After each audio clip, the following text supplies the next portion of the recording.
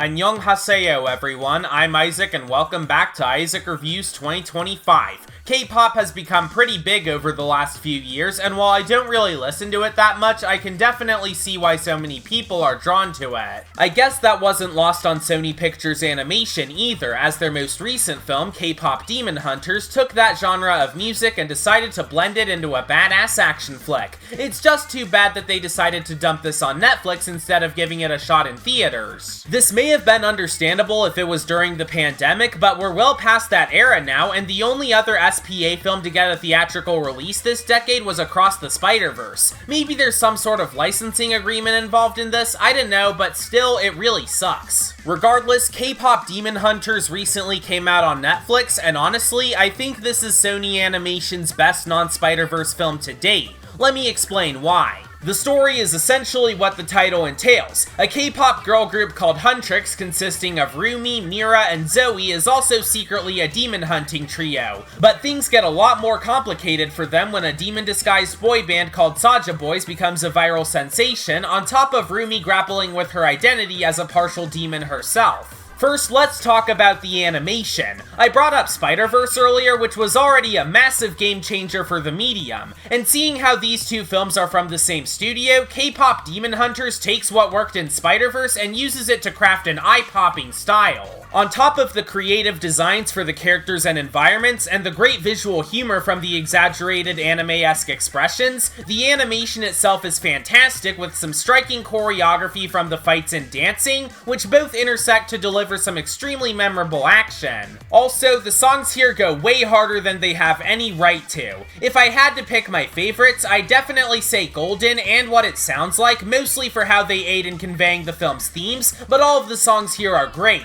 Beyond that, K-pop Demon Hunters is also super well written. My only minor critiques would be that it sometimes relies a bit too much on telling instead of showing, and I do wish Mira and Zoe had more time to shine since it's mainly focused on Rumi. But believe me when I say that Rumi has one of, possibly even the best arc in a Sony animation film. I'm still considering whether I liked her or Miles Morales' development more, but two legends can absolutely coexist. Her development at large helps to convey the film's themes about living with trauma, and that was really able to resonate with me and the stuff I've been through in my life. When you have trauma of any sort, it's not really something you can fully move on from, nor is it something you can pretend didn't happen. It'll always be with you in some form or another. But just because it's there doesn't mean you have to let it define you, and it all comes full circle in a powerful third act that I'm not ashamed to admit made me tear up. All the while, the rest of the cast is highly enjoyable and their voice actors did a great job. I especially want to highlight the leads whose chemistry and line delivery are super on point and helps to add more personality to their characters. As much as I want to keep gushing about this movie, I am trying to avoid any super major spoilers, and this is absolutely worth checking out for yourself. And if you're a fan of groups like Blackpink and Les Seraphim, that statement holds even more truth to it. K-pop Demon Hunters is already a strong contender for one of the best animated films of the year. It's a visual spectacle with some incredible animation and an amazing soundtrack, on top of the deeply relatable and powerful themes that add a strong amount of heart to the experience. It's an easy 9 out of 10 from me, and I'm glad I was able to talk about it here. Here's hoping Sony Animation can continue to stick the landing going forward, both on Netflix and on the big screen.